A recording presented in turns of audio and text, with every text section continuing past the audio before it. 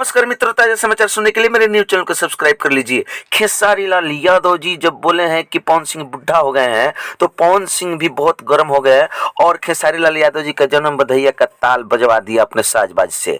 दोनों कलाकार भिड़ते लड़ते रहते हैं, लेकिन कल अचानक खेसारी लाल यादव जी से जब मुलाकात हुई, हम लोगों ने पूछ बैठा उनसे कि आप बुढ़ा क्यों कहे हैं पवन सिंह को।